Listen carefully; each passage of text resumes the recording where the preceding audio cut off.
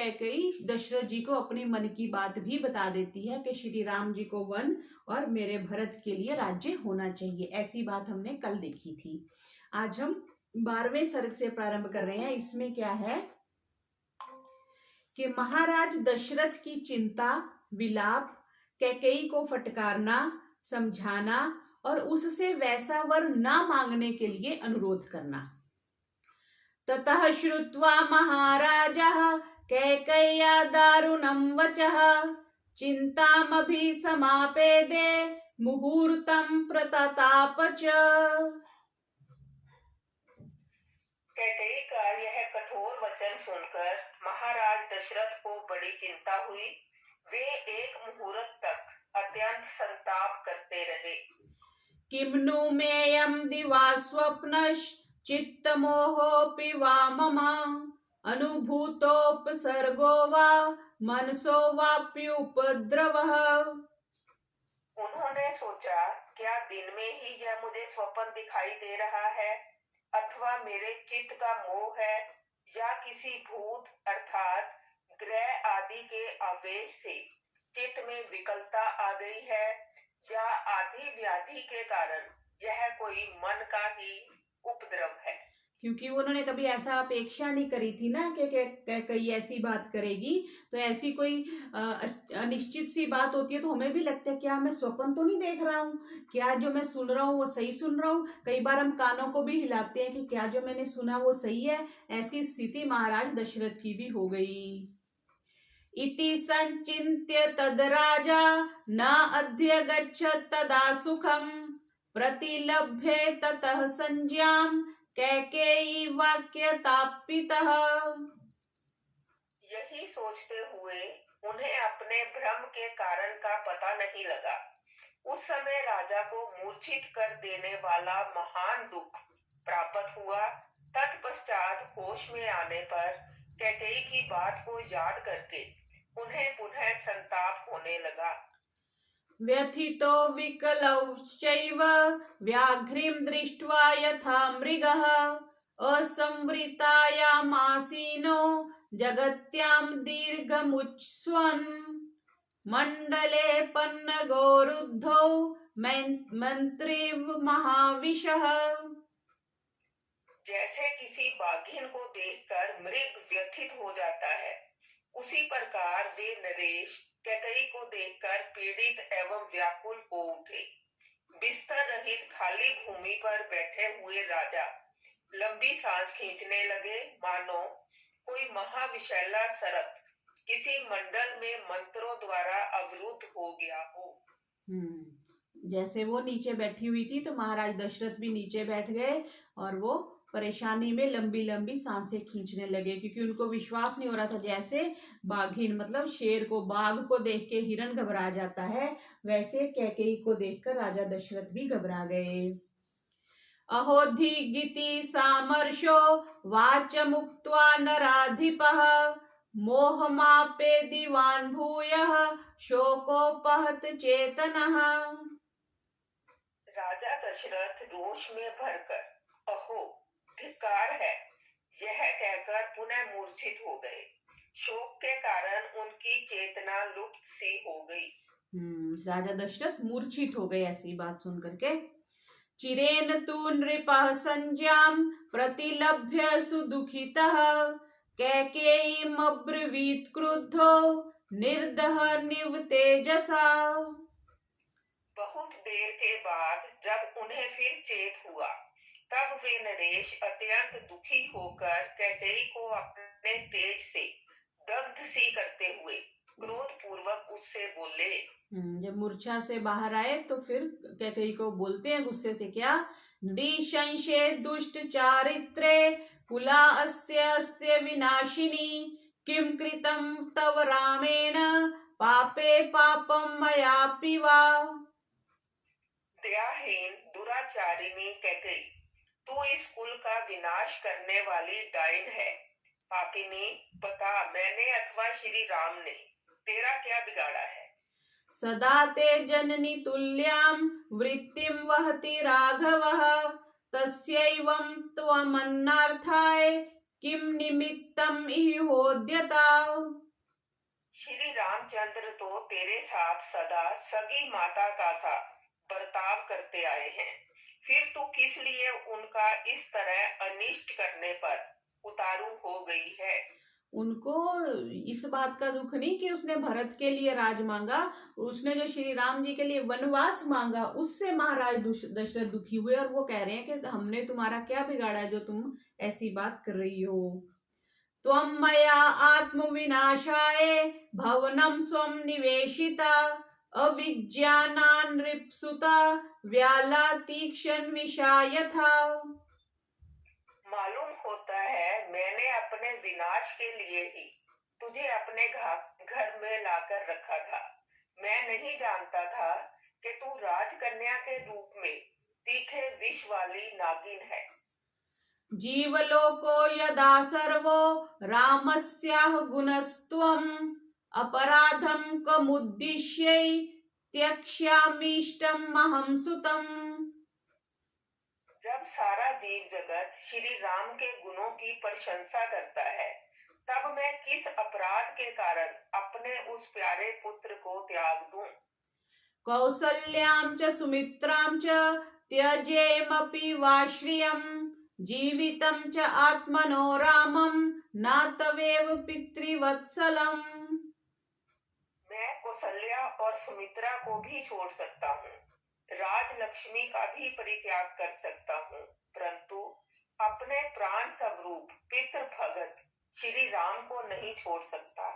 पराभवति मे प्रीति दृष्ट्वा तन्याम् अग्रजम् अपश्यस्तस्तु मे रामं नष्टं भवति चेतनम्।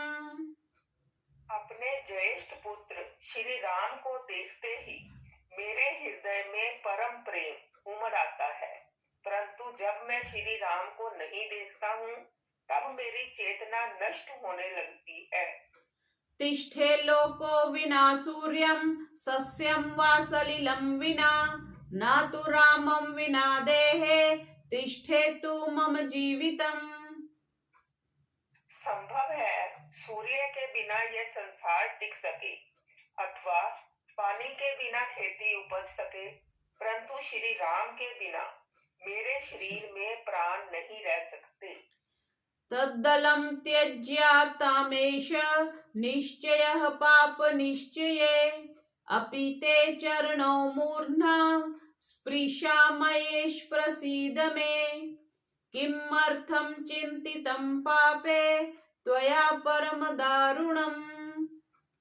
अतः ऐसा वर मांगने से कोई लाभ नहीं। पाप पूर्ण निश्चय वाली कैकई, तू इस निश्चय अथवा दुराग्रह को त्याग दे। यह लो, मैं तेरे पैरों पर अपना मस्तक रखता हूँ, मुझ पर प्रसन्न हो जा। पापिनी, तूने ऐसी परम क्रूरता पूर्ण बात किस लिए सोची है।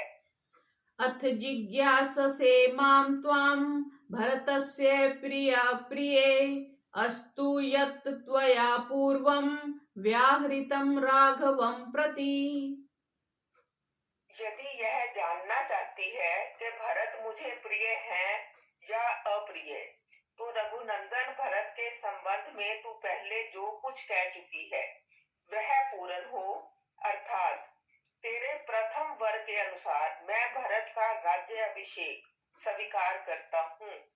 भरत को राजा बनाने से उनको कोई आपत्ति नहीं थी, उन्होंने स्वयं ही कह दिया ना, लेकिन समस्या ये आई कि वो राम को क्यों दूर करना चाहती है। स मे ज्येष्ठ सुतः श्रीमान धर्म ज्येष्ठ इति वच मे तत्त्वया प्रियवादिन्या सेवार्थं कथितं भवेत्। तू पहले कहा करती थी कि श्री राम मेरे बड़े बेटे हैं, वे धर्म आचरण में भी सबसे बड़े हैं, परंतु अब मालूम हुआ कि तू ऊपर ऊपर से चिकनी चुपड़ी बातें किया करती थी, और वह बात तूने श्री राम से अपनी सेवा कराने के लिए ही कही होगी।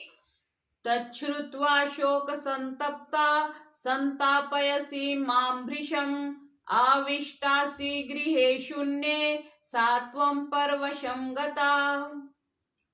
आज श्री राम के अभिषेक की बात सुनकर तू शोक से संतप्त हो उठी है और मुझे भी बहुत संताप दे रही है। इससे जान पड़ता है कि तू इस सूने घर में तुझ पर भूत आदि का आवेश हो गया है, अतः तू परवश होकर ऐसी बातें कह रही है। इक्ष्वाकूनां कुले देवी संप्राप्ता सुमहानयम् अनयोनय संपन्ने यत्र ते विकृता मतिः। देवी, न्यायशील इक्ष्वाकु वंश में यह बड़ा भारी अन्याय आकर उपस्थित हुआ है, जहाँ तेरी बुद्धि इस प्रकार विकृत हो गई है।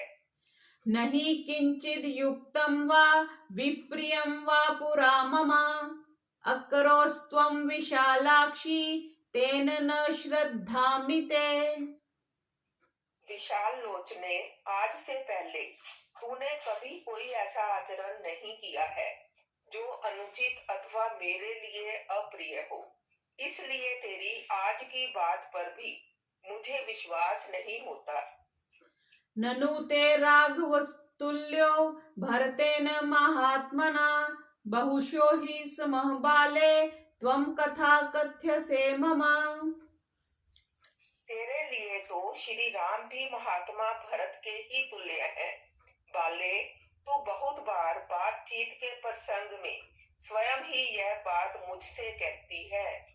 तस्य धर्मात्मनो देवी वने वांसं यशस्विनः कथं रोच्यसे भीरु नववर्षाणि पंच च।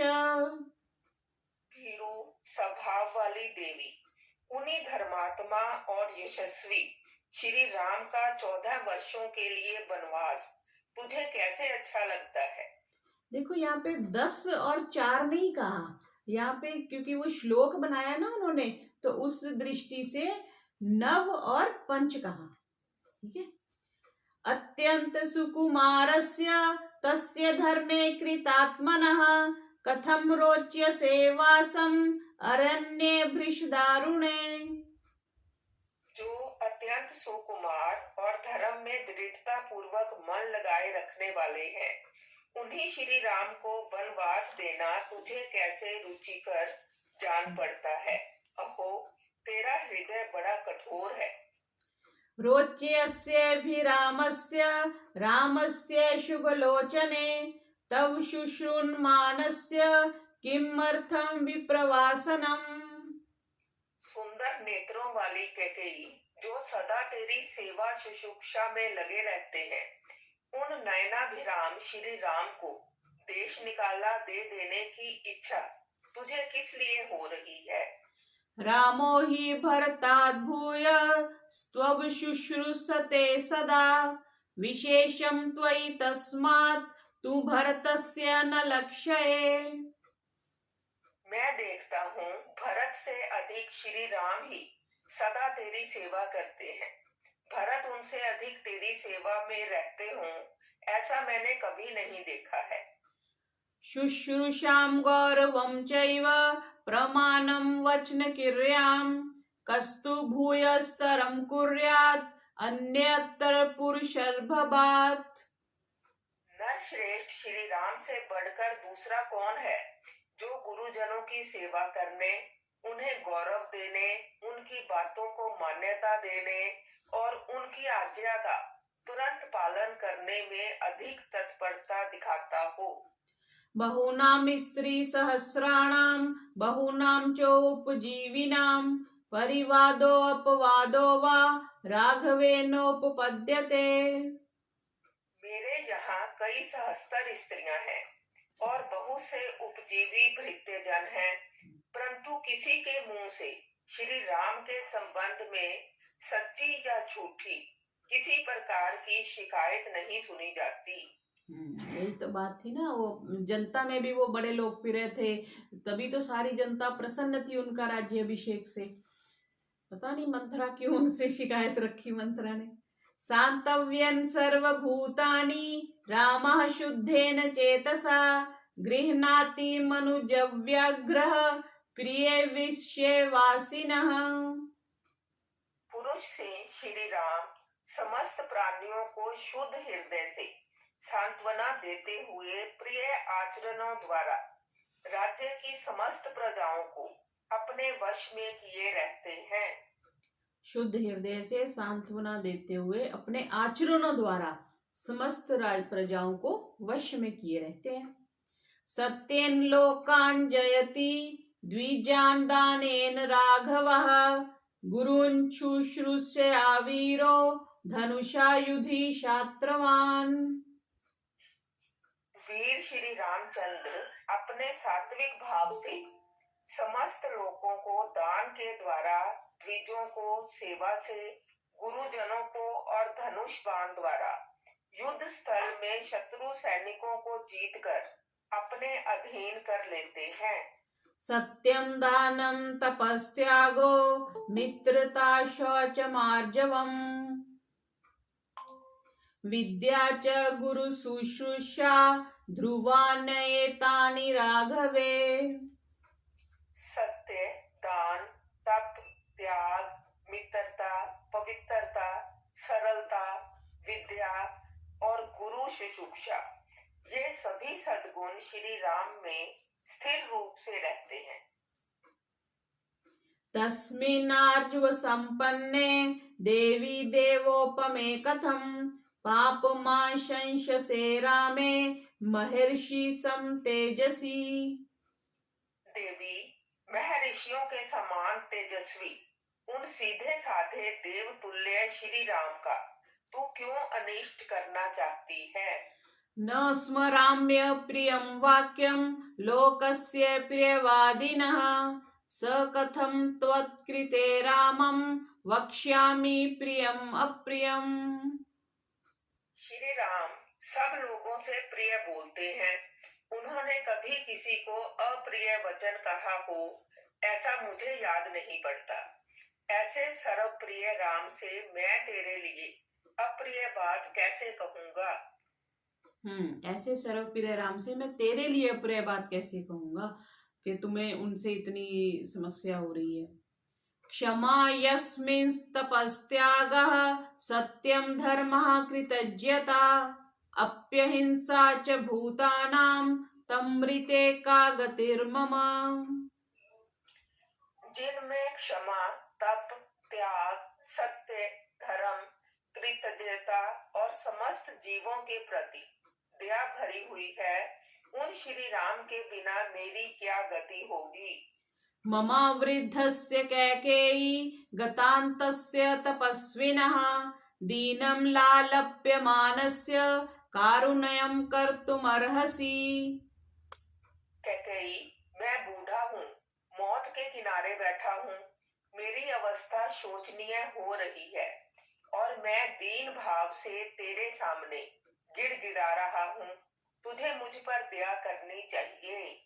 पृथिव्यां सागरान्तायां यत्किञ्चिदधिगम्यते तत्सर्वं तव दास्यामि मा च त्वं मन्युमाविशः।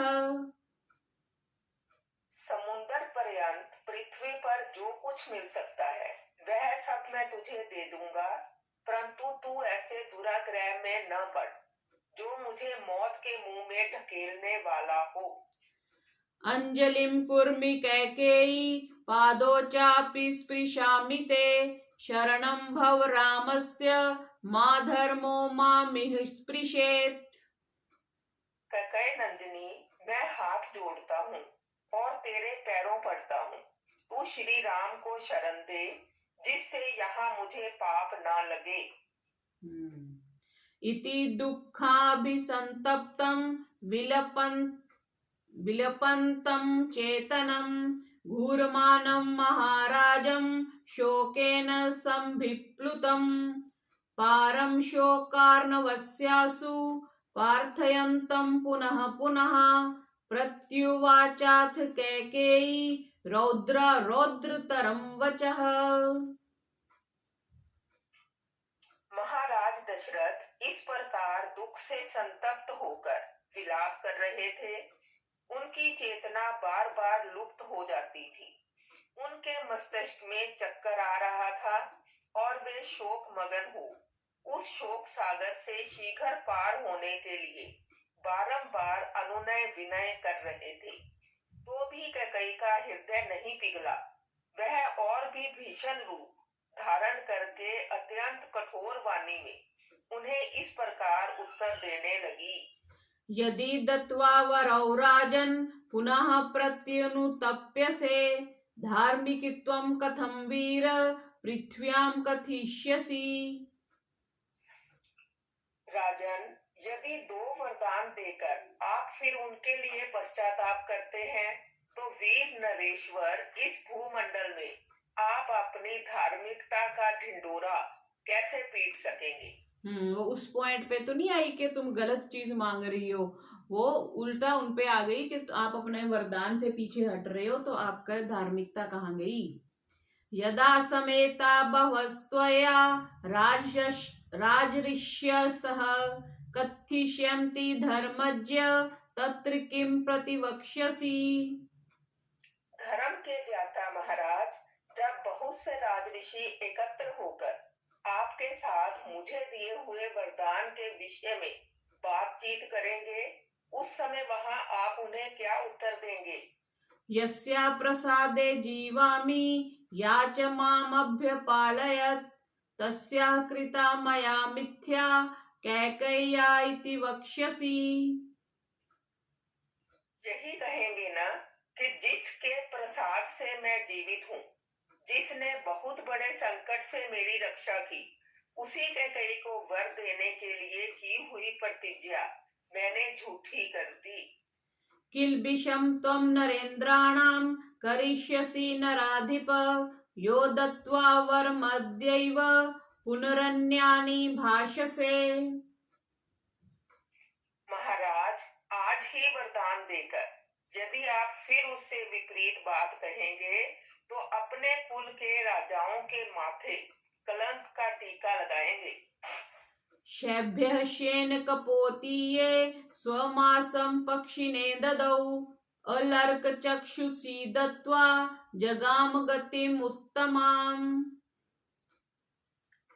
राजा शैब्य ने बाज और कबूतर के झगड़े में कबूतर के प्राण बचाने की प्रतिज्ञा को पूर्ण करने के लिए बाज नामक पक्षी को अपने शरीर का मांस काटकर दे दिया था।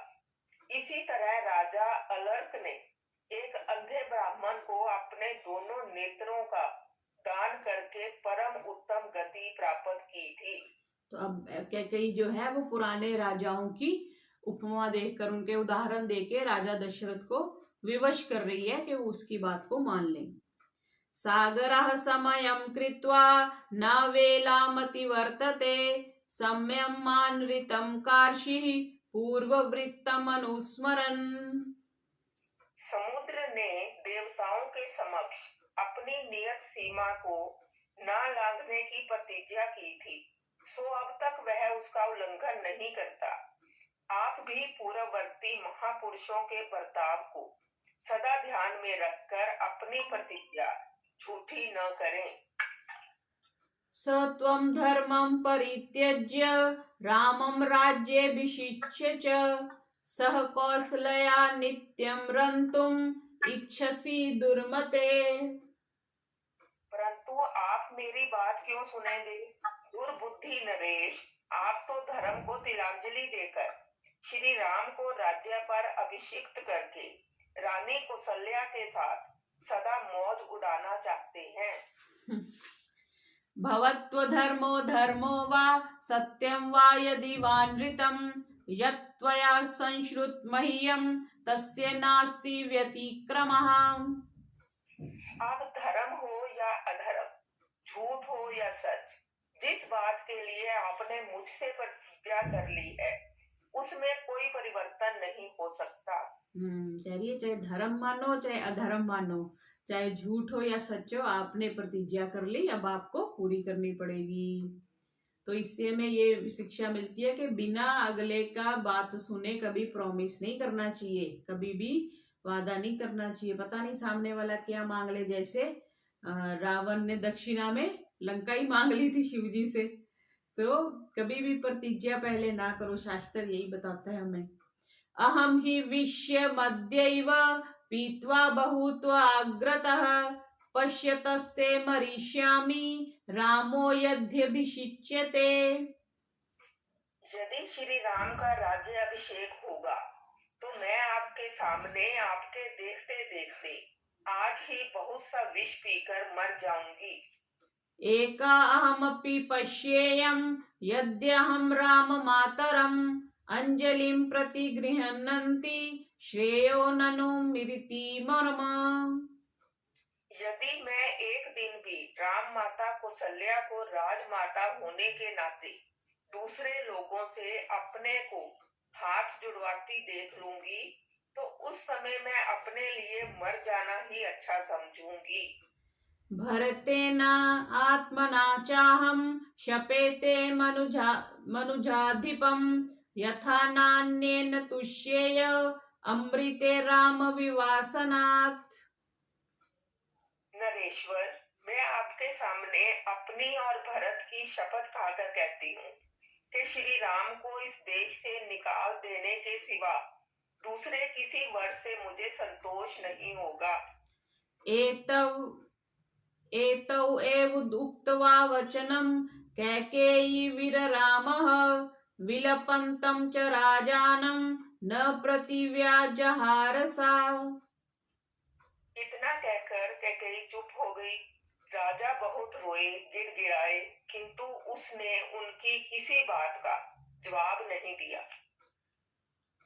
श्रुत्वा तु राजा कैकेय्या वाक्यं परमशोभनं रामस्य च वने वासम् ऐश्वर्यं भरतस्य च न अभ्यभाषत कैकेयीं मुहूर्तं व्याकुलेन्द्रियः प्रेक्ष्यतां निमिषो देवीं प्रियाम् अप्रियवादिनीम्। श्री राम का वनवास हो और भरत का राज्याभिषेक, कैकेयी के मुख से यह परम अमंगलकारी वचन सुनकर राजा की सारी इंद्रियां व्याकुल हो उठी। वे एक मुहूर्त तक कैकेयी से कुछ न बोले। उस अप्रिय वचन बोलने वाली प्यारी रानी की ओर केवल एकटक दृष्टि से देखते रहे। ताम हि वज्र समां वाचम् अकर्ण्य हृदया प्रियाम् दुःख शोकमयीं श्रुत्वा राजा न सुखितो भवत्। मन को अप्रिय लगने वाली कैकेयी की वह वज्र के समान कठोर तथा दुख शोकमयी वाणी सुनकर राजा को बड़ा दुख हुआ। उनकी सुख शांति छिन गई। सदेवया व्यवसायं च घोरं च शपथं कृतं ध्यात्वा रामेति निःश्वस्य छिन्नस्तरुरिवापतत्।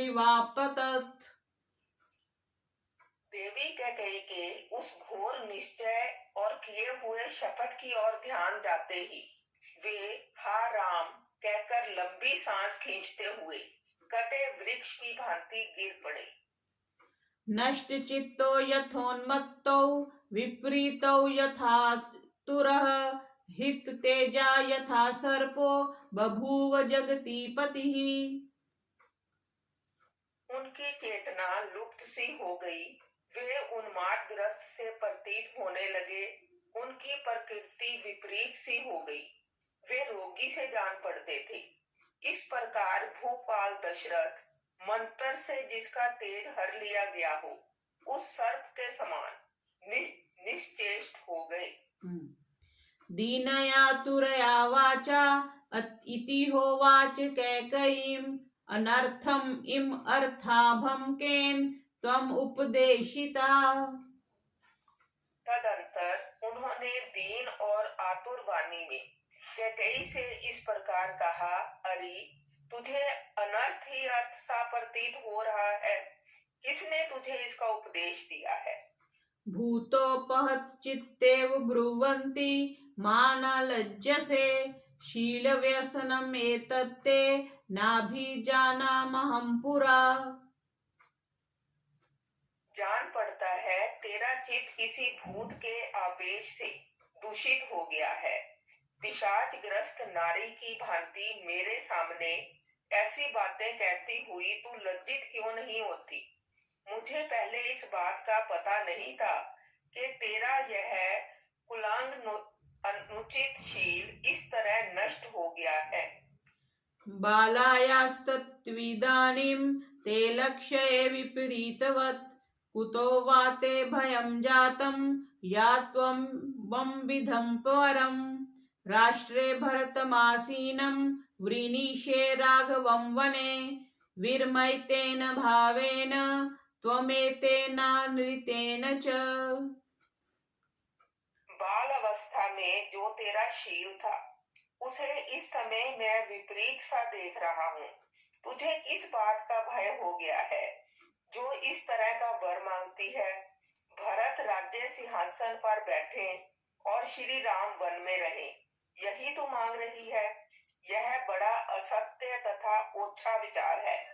तू अब भी इससे विरत हो जा। यदि भर्तुः प्रियं कार्यं लोकस्य भरतस्य च नृशंसे पाप संकल्पे क्षुद्रे दुष्कृतकारिणी। क्रूर स्वभाव और पाप पूर्ण विचार वाली नीच दुराचारिणी यदि अपने पति का, सारे जगत का और भरत का भी प्रिय करना चाहती है तो इस दूषित संकल्प को त्याग दे। किं नु दुःखमलीकं वा मयि रामे च पश्यसि न कथंचिदृते रामात् भरतो राज्यम् अवसेत्। तू मुझ में या श्री राम में कौन सा दुखदायक या अप्रिय बर्ताव देख रही है कि ऐसा नीच कर्म करने पर उतारू हो गई है? श्री राम के बिना भरत किसी तरह राज्य लेना स्वीकार नहीं करेंगे। रामादपि हितं मन्ये धर्मतो बलवत्तरं कथं द्रक्ष्यामि रामस्य वनं गच्छेति भाषिते मुखवर्णं विवर्णं तु यथैवेन्दुमुपल्पुतम्। क्योंकि मेरी समझ में धर्म पालन की दृष्टि से भरत श्री राम से भी बड़े चढ़े हैं। श्री राम से यह कह देने पर कि तुम वन को जाओ, जब उनके मुख की कांति राहुग्रस्त चंद्रमा की भांति फीकी पड़ जाएगी, उस समय मैं कैसे उनके उस उदास मुख की ओर देख सकूंगा? तां तु मे सुकृतां बुद्धिं सुहृद्भिः सह निश्चितां कथं द्रक्ष्याम्यपावृत्तां परैरिव हतां च मूम्। मैंने श्री राम के अभिषेक का निश्चय सुहृदों के साथ विचार करके किया है। मेरा यह बुद्धि शुभ कर्म में प्रवृत्त हुई है। अब मैं इसे शत्रुओं द्वारा पराजित हुई सेना की भांति पलटी हुई कैसे देखूंगा? किं वा वक्ष्यन्ति राजानो नानादिग्भयसमागतः बालो बतायमैक्ष्वाकश्चिरं राज्यम् अकारयत्। नाना दिशाओं से आए हुए राजा लोग मुझे लक्ष्य करके खेद पूर्वक कहेंगे कि इस मूढ़ इक्ष्वाकु वंशी राजा ने कैसे दीर्घ काल तक इस राज्य का पालन किया है। सही बात है ना। बाकी राजा तो कहेंगे कि आज इन्होंने निश्चय किया, हमें बुला भी लिया, अब अंत समय में ये मना कर रहे हैं, तो राजा की भी तो उसमें बात आएगी ना।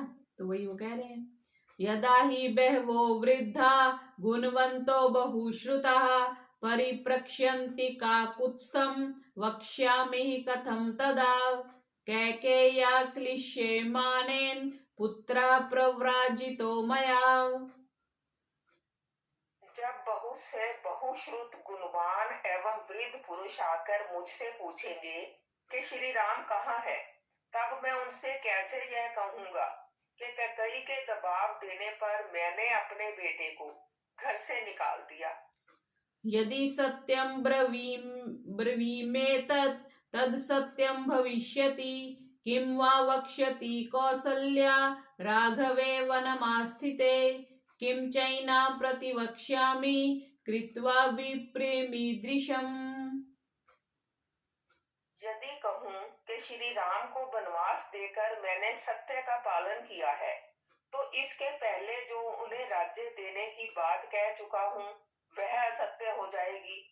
यदि राम वन को चले गए तो कौशल्या मुझे क्या कहेगी? उसका ऐसा महान अपकार करके मैं उसे क्या उत्तर दूंगा?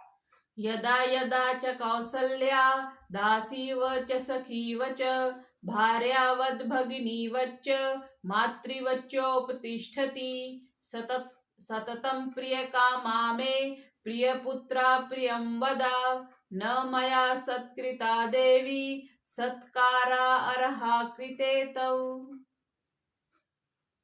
हाय, जिसका पुत्र मुझे सबसे अधिक प्रिय है, वह प्रिय वचन बोलने वाली कौशल्या जब जब दासी, सखी, पत्नी, बहन और माता की भांति मेरा प्रिय करने की इच्छा से मेरी सेवा में उपस्थित होती थी, तब तब उस सत्कार पाने योग्य देवी का भी मैंने तेरे ही कारण कभी सत्कार नहीं किया। अब उनको समझ में आ रही है कि कौशल्या का मैंने उतना सत्कार नहीं किया, क्योंकि कैकेयी छोटी थी ना, और युद्ध में उसने क्योंकि सहायता करी थी, इसलिए बड़ी प्रिय थी उनको। इदानीं तत्पतिं मां यन्म्या सुकृतं त्वयि अपथ्य व्यंजनोपेतं भुक्तमन्नमिवातुरम्। तेरे साथ जो मैंने इतना अच्छा बर्ताव किया, वह याद आकर इस समय मुझे उसी प्रकार संताप दे रहा है जैसे अपथ्य अर्थात हानिकारक व्यंजनों से युक्त खाया हुआ अन्न किसी रोगी को कष्ट देता है। विप्रकारं च रामस्य संप्रयाणं वनस्य च सुमित्रा प्रेक्ष्यै वै भीता कथं मे विश्वस्यसि। श्री राम के अभिषेक का निवारण और उनका वन की ओर प्रस्थान देखकर निश्चय ही सुमित्रा भयभीत हो जाएगी, फिर वह कैसे मेरा विश्वास करेगी। कृपणं बत वैदेही श्रोष्यति द्वयं प्रियं मां च पंचतवम् आपन्नं रामं च वनमाश्रितम्। हाय, बेचारी सीता को एक ही साथ दो दुखद एवं अप्रिय समाचार सुनने पड़ेंगे, श्री राम का वनवास और मेरी मृत्यु। वैदेही बत मे प्राणान् शोचन्ति क्षपिष्यति हीना हिमवतः पार्श्वे किन्नरेनेव किन्नरी। जब वह श्री राम के लिए शोक करने लगेगी, उस समय मेरे प्राणों का नाश कर डालेगी। उसका शोक देखकर मेरे प्राण इस शरीर में नहीं रह सकेंगे। उसकी दशा हिमालय के पार्श्व भाग में अपने स्वामी किन्नर से बिछुड़ी हुई किन्नरी के समान हो जाएगी। नहीं रामम अहम दृष्ट्वा प्रवसन्तं महावने चिरं जीवितुम् आशंसे रुदन्तीं चापि मैथिलीं सानूनं विद्वा राज्यं सपुत्रा कारयिष्यसि।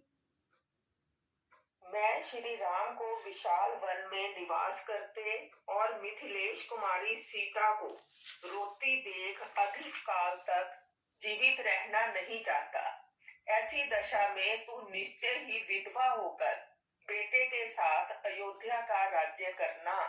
सतीं त्वां हमत्यन्तं व्यवसायम्य सतीं रूपिणीं विष संयुक्तां पीतवेव मदिरां नरः। ओ, मैं तुझे अत्यंत सती साध्वी समझता था, परंतु तू बड़ी दुष्टा निकली। ठीक उसी तरह जैसे कोई मनुष्य देखने में सुंदर मदिरा को पीकर पीछे उसके द्वारा किए गए विकार से यह समझ पाता है कि इसमें विष मिला हुआ था। अनृतैर्बर्त मां सान्त्वयन्ति स्म भाषसे गीत शब्देन संरुध्य लुब्धो मृगमिवावधि। अब तक जो तू सांत्वना पूर्ण मीठे वचन बोलकर मुझे आश्वासन देती हुई बातें किया करती थी, वे तेरी कही हुई सारी बातें झूठी थी। जैसे व्याघ्र हरिण को मधुर संगीत से आकृष्ट करके उसे मार डालता है, उसी प्रकार तू भी पहले मुझे लुभाकर अब मेरे प्राण ले रही है। अनार्य इति मामार्याः पुत्रविक्रायकं ध्रुवं विक्रिष्यन्ति रथ्यासु सुरापं ब्राह्मणं यथा। श्रेष्ठ पुरुष निश्चय ही मुझे नीच और एक नारी के मोह में पड़कर बेटे को बेच देने वाला कहकर श्रापी ब्राह्मण की भांति मेरी राह बाट और गली कूचों में निंदा करेंगे। अहो दुःखमहो कृच्छं यत्र वाचः क्षमे तव दुःखमेवमिदं प्राप्तं पुरा कृतम् इवाशुभम्। अहो कितना दुख है, कितना कष्ट है, जहाँ मुझे तेरी ये बातें सहन करनी पड़ती हैं, मानो यह मेरे पूर्व जन्म के किए हुए पाप का ही अशुभ फल है, जो मुझ पर ऐसा महान दुख आ पड़ा। चिरं खलु मया पापे त्वं पापेनाभिरक्षिता अज्ञानादुःसम्पन्ना रज्जुरुधन्दनी यथा। पापिनी, मुझ पापी ने बहुत दिनों से तेरी रक्षा की और अज्ञानवश तुझे गले लगाया, किंतु तू आज मेरे गले में पड़ी हुई फांसी की रस्सी बन गई। रममानस्त्वया सार्धं मृत्युं त्वां नाभिलक्ष्ये बालो रहसि हस्तेन कृष्ण सर्पम इवास्पृशम्। जैसे बालक एकांत में खेलता खेलता काले नाग को हाथ में पकड़ ले, उसी प्रकार मैंने एकांत में तेरे साथ क्रीड़ा करते हुए तेरा आलिंगन किया है, परंतु उस समय मुझे यह न सूझा कि तू ही एक दिन मेरी मृत्यु का कारण बनेगी। तम तु माम जीवलोके अयम नूनम आक्रोष्टुमर्हति मया ह्यपि प्रीतिकः पुत्रः स महात्मा दुरात्मना। हाय, मुझ दुरात्मा ने जीते जी ही अपने महात्मा पुत्र को पितरहीन बना दिया। मुझे यह सारा संसार निश्चय ही धिक्कारेगा, गालियां देगा, जो उचित ही होगा। बालिशो बत कामात्मा राजा दशरथो वृषं स्त्रीकृते यः प्रियं पुत्रं वनम प्रस्थापयिष्यति। लोग मेरी निंदा करते हुए कहेंगे कि राजा दशरथ बड़ा ही मूर्ख और कामी है, जो एक स्त्री को संतुष्ट करने के लिए अपने प्यारे पुत्र को वन में भेज रहा है। वेदैश्च ब्रह्मैश्च ब्रह्मचर्यैश्च गुरुभिश्च उपकार्षितः भोगकाले महत्कृच्छं पुनरेव प्रपत्स्यते। हाय, अब तक तो श्री राम वेदों का अध्ययन करने, ब्रह्मचर्य व्रत का पालन करने तथा अनेक अनेक गुरुजनों की सेवा में संलग्न रहने के कारण दुबले होते चले आए हैं। अब जब उनके लिए सुख भोग का समय आया, तब ये वन में जाकर महान कष्ट में पड़ेंगे। पहले तो ब्रह्मचर्य के लिए महर्षि वशिष्ठ के पास चले गए। जब वापिस आते हैं 16 वर्ष के ये भी होते हैं, तो महर्षि विश्वामित्र उनको ले जाते हैं राक्षसों का वध करने के लिए। जब तब भी राजा दशरथ ये कहते हैं कि ये तो भी बच्चे हैं, मैं चलता हूँ जिन राक्षसों का वध करना है। पर विश्वामित्र जी के हट के आगे वशिष्ठ जी के कहने पर वो विश्वामित्र जी के साथ भेज देते हैं। फिर वापिस आते हैं तो विवाह करके अभी तो वापिस आए थे, तो वो सही कह रहे हैं कि घर में तो वो रहे ही नहीं। जैसे बच्चा, हम कहते हैं कि शुरू से वो हॉस्टल में रहा है, फिर विवाह करके बाहर चला गया। तो वही बात है कि उनके सुख भोग का जब समय आया, फिर से उनको वन में जाना पड़ रहा है। नालम द्वितीयं वचनम पुत्रो मां प्रतिभाषितुं स वनं प्रव्रजेत्युक्तो बाढ़मिति एव वक्ष्यति। अपने पुत्र श्री राम से यदि मैं कह दूं कि तुम वन को चले जाओ, तो वे तुरंत बहुत अच्छा कहकर मेरी आज्ञा को स्वीकार कर लेंगे। मेरे पुत्र राम दूसरी कोई बात कहकर मुझे प्रतिकूल उत्तर नहीं दे सकते। दशरथ जी को ये भरोसा था कि मैं इतनी बड़ी बात भी कह दूंगा तो वो मान लेंगे। यदि मेरा राघवः कुर्याद् वनं गच्छति चोदितः प्रतिकूलं प्रियं मे स्यान् तु वत्सः करिष्यति। यदि मेरे वन जाने की आज्ञा दे देने पर भी श्री रामचंद्र उसके विपरीत करते वन में नहीं जाते, तो वही मेरे लिए प्रिय कार्य होगा। किंतु मेरा बेटा ऐसा नहीं कर सकता। राघवे हि वनं प्राप्ते सर्वलोकस्य धिक्कृतं मृत्युरक्षं रक्ष्मणीयं मां नयिष्यति यमक्षयम्। यदि रघुनंदन राम वन को चले गए, तो सब लोगों के धिक्कार पात्र बने हुए मुझ अक्षम्य अपराधी को मृत्यु अवश्य यमलोक में पहुंचा देगी। मृते मयि गते रामे वनमनुज पुंगवे इष्टे मम जने शेषे किं पापं प्रतिपत्स्यसे। यदि नरश्रेष्ठ श्री राम के वन में चले जाने पर मेरी मृत्यु हो गई, तो शेष जो मेरे प्रियजन कौशल्या आदि यहाँ रहेंगे, उन पर तू कौन सा अत्याचार करेगी। कौसल्या मां च रामं च पुत्रो च यदि हास्यति दुख अन्य सहति देवी मामेव अनुगमिष्यति। देवी कौशल्या को यदि मुझसे, श्री राम से तथा शेष दोनों पुत्र लक्ष्मण और शत्रुघ्न से विछोह हो जाएगा, तो वह इतने बड़े दुख को सहन नहीं कर सकेगी। अतः मेरे ही पीछे वह भी परलोक सिधार जाएगी, और सुमित्रा का भी यही हाल होगा। कौसल्यां च सुमित्रां च मां च पुत्रैस्त्रिभिः सह परिक्षिप्य नरके सा त्वं कैकेयी सुखिता भव। कैकेयी इस प्रकार कौशल्या को, सुमित्रा को और तीनों पुत्रों के साथ मुझे भी नरक तुल्य महान शोक में डालकर तू स्वयं सुखी होना। मया रामेण च त्यक्तं शाश्वतं सत्कृतं गुणैः इक्ष्वाकुकुलमक्षोभ्य मा आकुलं पालयिष्यसि। अनेक अनेक गुणों से सत्कृत, शाश्वत तथा क्षोभ रहित यह इक्ष्वाकु कुल जब मुझसे और श्री राम से परित्यक्त होकर शोक से व्याकुल हो जाएगा, तब उस अवस्था में तू इसका पालन करेगी। प्रियं चेद भरस्त्यैतद् राम प्रव्राजनं भवेत् मा स्म ते भरता कार्षित् प्रेतकृत्यं गतायुषः। यदि भरत को भी श्री राम का यह वन में भेजा जाना प्रिय लगता हो, तो मेरी मृत्यु के बाद वे मेरे शरीर का दाह संस्कार न करें। यदि भरत को भी श्री राम का, अब उस समय मोबाइल फोन तो थे नहीं कि वो कॉल करके उनको बुला लेते या पूछ लेते, तो लेकिन उनको ये विश्वास था कि भरत ऐसा नहीं चाहते, फिर भी वो कह रहे हैं कि अगर भरत को ऐसा पसंद हो तो वो मेरा संस्कार ना करें। मृते मयि गते रामे वनं पुरुष पुंगवे सेदानीं विद्वा राज्यं सपुत्रा कारयिष्यसि।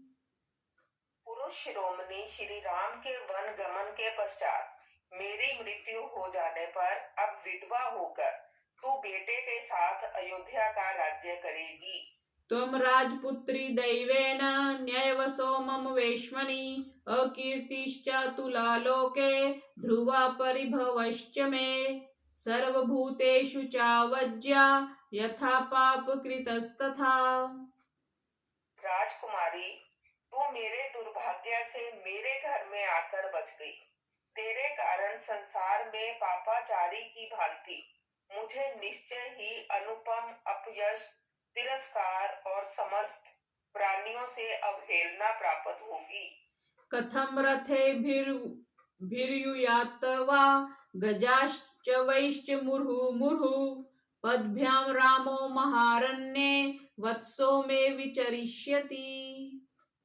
मेरे पुत्र सामर्थ्यशाली राम बारंबार रथों, हाथियों और घोड़ों से यात्रा किया करते थे। वे ही अब उस विशाल वन में पैदल कैसे चलेंगे। यस्य च आहार समये सूदः कुण्डलधारिणः अहं पूर्वाः पचन्ति स्म प्रसन्नापान भोजनं स कथं नु कषायानि तिक्तानि कटुकानि च भक्ष्यन् वन्यम् आहारं सुतो मे वर्तिष्यति।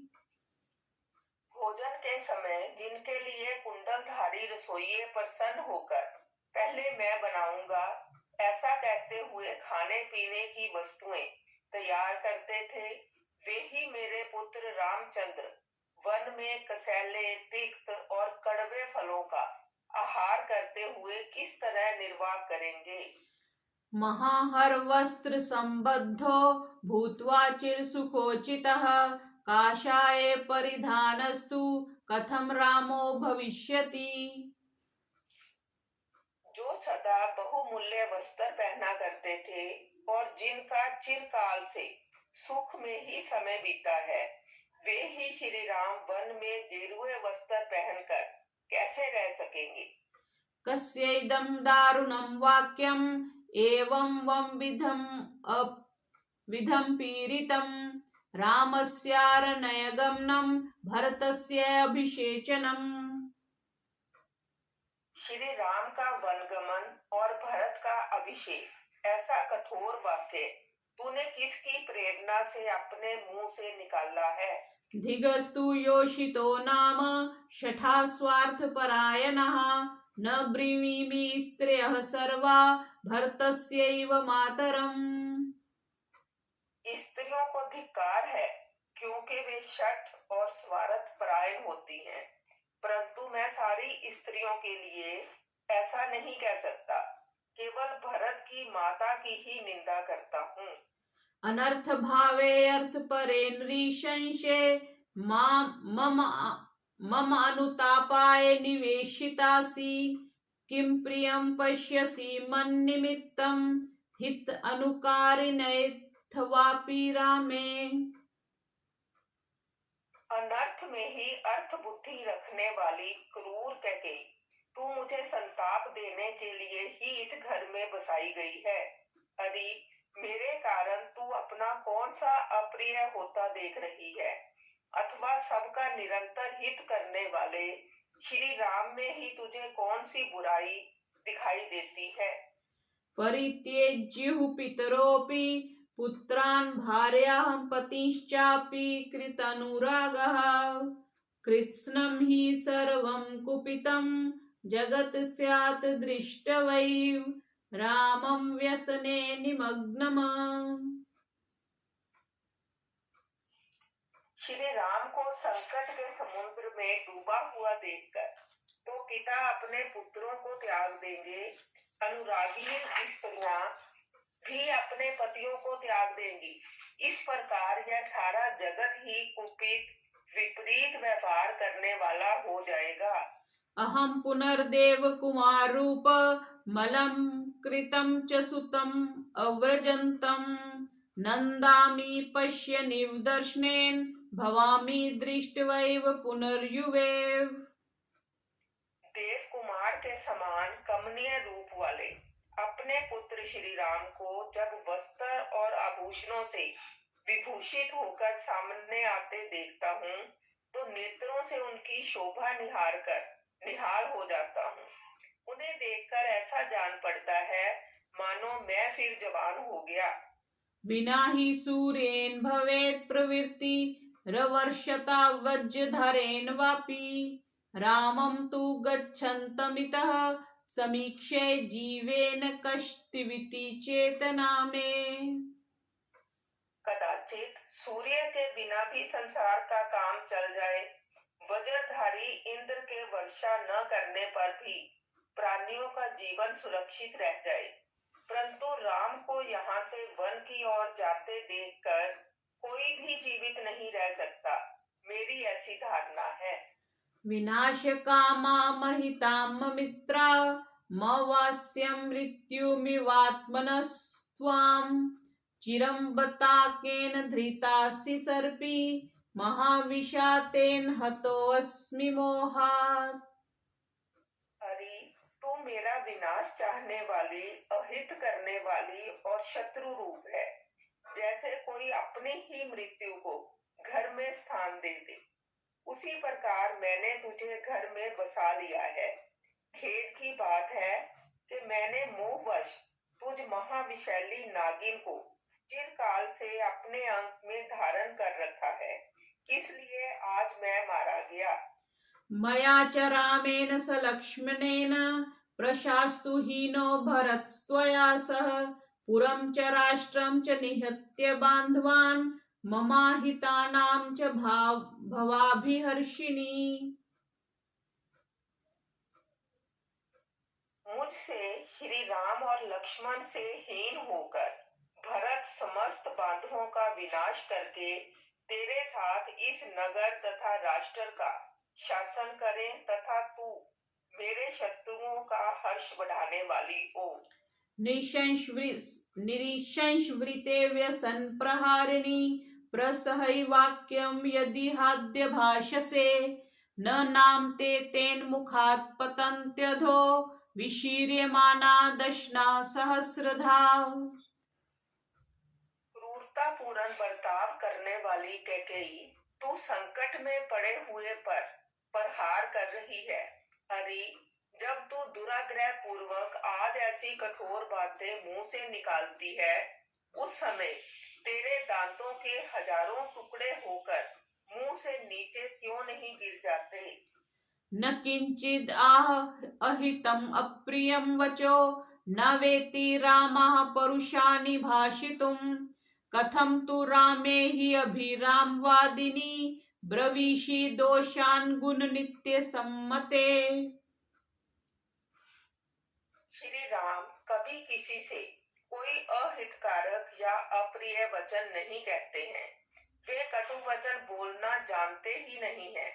उनका अपने गुणों के कारण सदा सर्वदा सम्मान होता है। उन्हीं मनोहर वचन बोलने वाले श्री राम में तू दोष कैसे बता रही है? क्योंकि वनवास उसी को दिया जाता है जिसके बहुत से दोष स्थित हो चुके हों। वनवास तो एक तरह से सजा हो गई ना, तो वनवास करे उसको दिया जाता है जिसका कोई दोष हो। राम जी में तो कोई दोष ही नहीं है। प्रताम्य वा प्रज्वल वा प्रणश्य वा सहस्रोशो वा स्फुटितां महीं वरज न ते करिष्यामि वचा सुदारुणं ममाहितं केकया राजपांसने।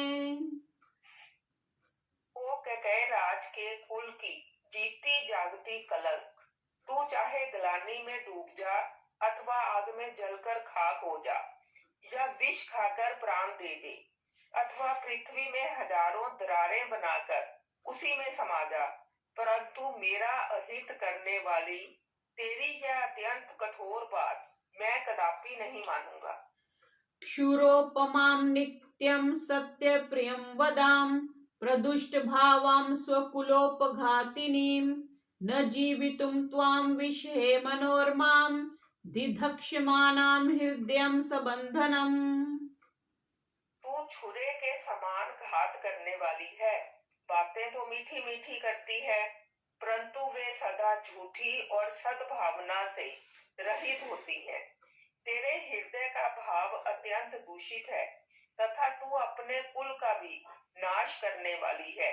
इतना ही नहीं, तू प्राणों सहित मेरे हृदय को भी जलाकर भस्म कर डालना चाहती है, इसलिए मेरे मन को नहीं भाती है।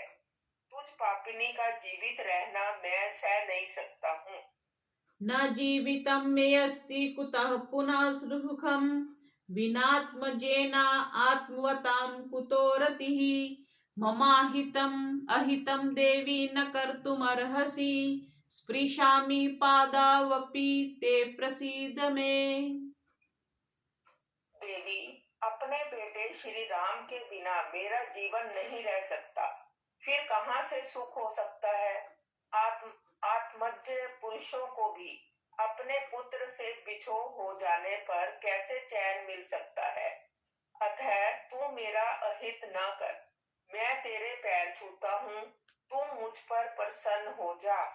सभूमिपालो विलपनान् नाथवत् स्त्रिया गृहीतो हृदयति मात्रया पपात देव्याश्चरणौ प्रसारिता बुभाव संप्राप्य यथा तुरस्तथा। इस प्रकार महाराज दशरथ मर्यादा का उल्लंघन करने वाली उस हठीली स्त्री के वश में पड़कर अनाथ की भांति विलाप कर रहे थे।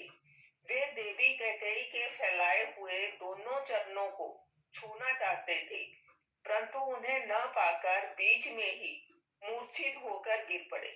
ठीक उसी तरह जैसे कोई रोगी किसी वस्तु को छूना चाहता है, किंतु दुर्बलता के कारण वहां तक न पहुंचकर बीच में ही अचेत होकर गिर जाता है।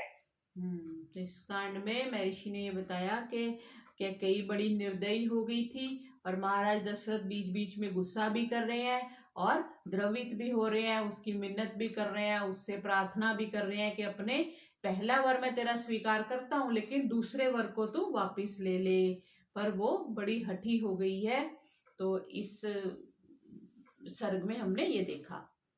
इतिहासे श्रीमद् रामायणे वाल्मीकिये आदि काव्ये अयोध्या कांडे 12 सर्गः।